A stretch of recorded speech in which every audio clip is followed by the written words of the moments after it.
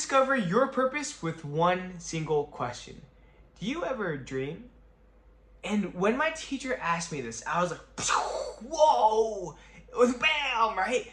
Because I don't really want to explain it to you because that gives away the magic. But I'm gonna let you think about it, pause the video. But here's what it means. It means the purpose that you have is whatever your dreams are. Your dreams are your purpose, and your purpose are your dreams. I mean, every single person, you included, was planted a dream at some point in their life, and multiple dreams that evolve over time, right? And my teacher explained it to me because I asked him, Professor, like, or rather his name is Paul, I don't call him Professor, I call him Paul. By the way, Paul is the founder of Kinko's, which is basically FedEx office, and he's made billions, okay? But anyway, Paul had talked about in class how every single person should constantly repurpose themselves, right? They should always constantly be repurposing themselves and finding their purpose, or rather rediscovering their purpose. Because as we grow, we change, and so do our goals, and so do our purpose, right? And he said, I hate the word retire, because you don't just retire and do nothing. No, you just gotta repurpose yourself. You gotta find your purpose again. You gotta rediscover your purpose. And it makes a lot of sense if you think about it, right? Whatever dreams that you have, and I hope that you dream big dreams, because we only have one life, and if you're gonna dream, might as well dream big, right? But if that's the case, whatever dream you have, that's what your purpose is, at least for that point in time, for that moment in time, right? And you can dream big. If you have big dreams, then it's probably gonna take an elongated period of time, and it might change if life changes, right? If stuff happens. Like for example, my goal was to put personal training in every single skyrise in LA. That was one of my dreams.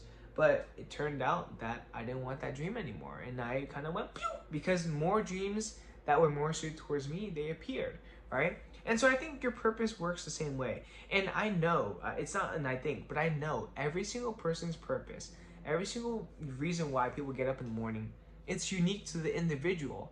And it's really hard to, find your purpose, and everyone makes it, here's the crazy part, everyone makes it seem like your purpose is this elusive thing that you won't ever discover until you're like 50, right? Or you won't discover until you go through a lot of stuff, and that rarely do people ever find their purpose. But Paul really advocates for this style of thinking called simple thinking, right? Or you can also use Occam's razor, right? Which is the simplest answer is probably the best answer, or is probably the answer. And so when you think about purpose, it's so simple. It's like, do you ever dream?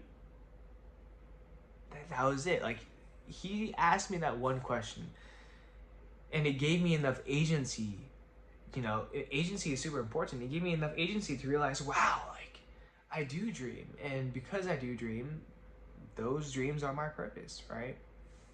And so that was something really cool that I want to share with you, in case you're ever lost and you want to find your purpose. And it's simple questions like these that people rarely ask themselves.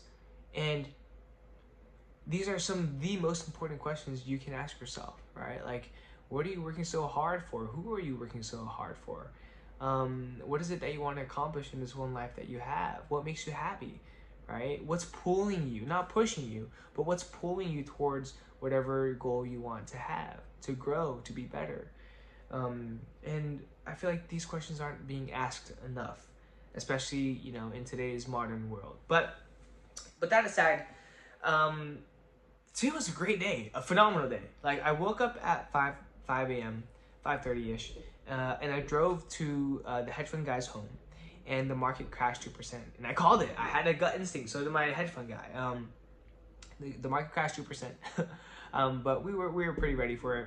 And I was just working. I legit worked from 6:30 a.m. till 1:30 p.m. with the only breaks I had were to go pee and wash my hands. That was legit it. And I was just back testing. I was readjusting some allocations. And I made some mistakes along the way that costed about $1,000. And wow, it's like, you live, you learn. It's better that I made you know, an error on that small of a margin, then like, you know, millions of dollars of worth, millions of dollars worth of stuff. But it is a lesson regardless, and I learned a lot. But I got to back test a lot too, made a lot of headway on that, and then I drove to school, and that's when I sat in on Paul's 3-hour class. And then I had a club meeting, and I also did the gym, and then I went to the library. And you know, today I only had 3 bananas. Thank you to my girlfriend's grandma for giving me those 3 bananas. It saved me.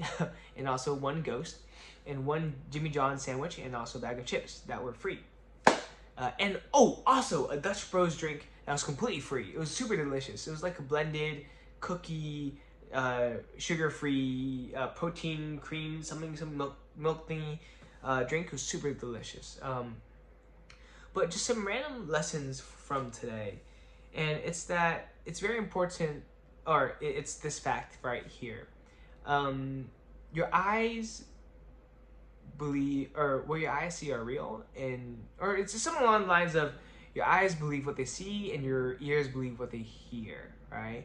And the essence really is the eyes never lie, Chico, right?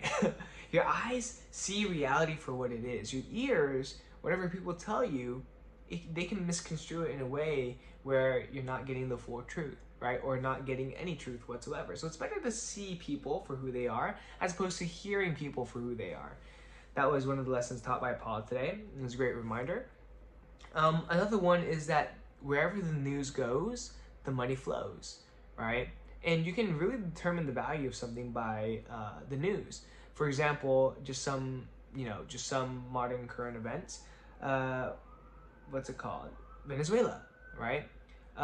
Maduro had gotten, bye-bye. And as a result, rent prices there are probably going up, right?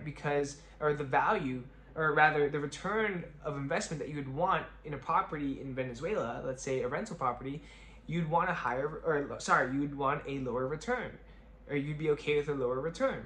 And that is because Venezuela's, its risk is essentially becoming lower as it becomes stabilized, or as it stabilizes without its dictator, right? So very important lesson, which is that the more risk that you take on, the more returns that you can expect. And it's usually the case for a lot of different things, right? But especially for real estate. But I learned a lot of different other lessons, but today was just a great day. I asked a few of my club members what color I am, and they said orange. Orange, yellow, or green. Oop, I ran out of storage. But today was a great day. This is the PLOG V1.196. Remember to be better daily, and remember to just ask yourself, just ask yourself, if you ever don't know where your purpose is, do you ever dream? And then whatever that is, that's probably your purpose, at least for this point in time in your life. With that being said, I'll see you tomorrow. Peace out. It's like 2 a.m. So tired. Peace out.